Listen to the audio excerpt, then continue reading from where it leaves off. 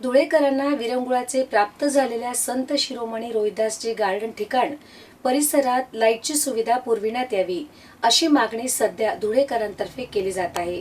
कारण लाईट नसल्यामुळे रात्रीबेरात्री धुळेकर नागरिकांना विविध समस्यांना सामोरे जावे लागत आहे।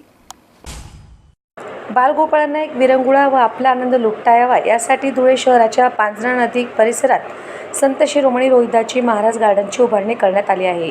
हे गार्डन अतिशय सुंदर सुसज्ज अशा व्यवस्थित असल्यामुळे या गार्डनमध्ये हिंदू व मुस्लिम बांधव आपल्या चिमुकल्यांना गार्डनमध्ये घेऊन येताना दिसून येत असतात। सध्या हे गार्डन सर्व सोयी सुविधांनी सज्ज झाल्यामुळे या गार्डनमध्ये बालगोपाळांसह पालकांची मोठ्या प्रमाणात गर्दी पाहायला मिळत आहे। सध्या सायंकाळी रात्री 9 ते 10 वाजेपर्यंत सदर गार्डनमध्ये गर्दी पाहायला मिळत आहे। मात्र सध्या या गार्डन परिसरात म्हणावे तसे लाईट नसल्यामुळे अंधारमय वातावरण होत आहे। याचा फायदा घेत परिसरात मद्यपींची पार्टी चालत असल्याचे दिसते। त्यामुळे या रस्त्यावरून व परिसरातून जाणाऱ्या नागरिकांना या मद्यपींचा सामना करावा लागतो, तर काही वेळा वादविवाद देखील घडत असतात। यामुळे या परिसरात ये-जा करण्यासाठी काही नागरिक घाबरत आहे।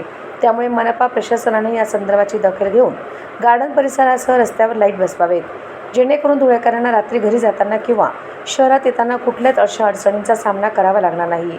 त्यामुळे मनपा प्रशासनाने या मागणीची देखील त्वरित दखल घ्यावी व परिसरात लाईट सुविधा करावी अशी मागणी होताना दिसत आहे।